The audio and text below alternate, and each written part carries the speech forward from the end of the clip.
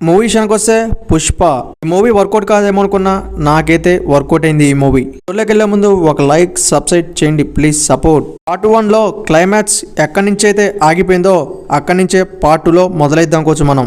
Part 2 లో కొన్ని minus పాయింట్లు ఉన్నాయి, కొన్ని ప్లస్ పాయింట్లు ఉన్నాయి. మైనస్ పాయింట్ల విషయానికి వస్తే ఒక మామూలు మనిషి ఒక సీఎం ని వణికియటం ఒక సీన్ నేచురల్ గా అనిపించింది. పుష్ప క్యారెక్టర్ కూడా చాలా ఓవర్ అనిపించింది కొన్ని సీన్స్ లలో. ఈ మూవీని ఫ్యామిలీతో 100% గా వాచింగ్ చేయొచ్చు.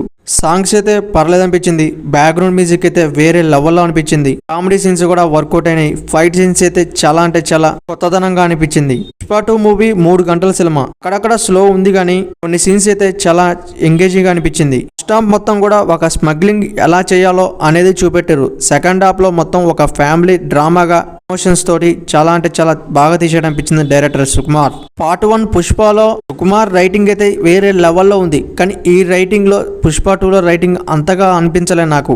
కోర్స్ అదే స్టోరీ అనుకోవచ్చు మనం. హీరోయిన్ యాక్టింగ్ పర్లేదు అనిపించింది. శిఖవర్ సార్ యాక్టింగ్ కూడా పర్లేదు అనిపించింది. ఈ మూవీలో చాలా మంది గ్యాంగ్ స్టార్లు వర్క్ చేశారు అనుకోవచ్చు. వాళ్ళ రోజులకు వాళ్ళు న్యాయం చేశారు ఈ మూవీకి. ఈ మూవీ పార్ట్ 3 కూడా ఉంది. మన ఛానల్ వస్తే ఒక లైక్ సబ్స్క్రైబ్ చేయండి ప్లీజ్ సపోర్ట్ మీ. మన ఛానల్లో మంచి మూవీ రివ్యూస్ ఇచ్చినాం, పోయి చూడండి ప్లీజ్ సపోర్ట్.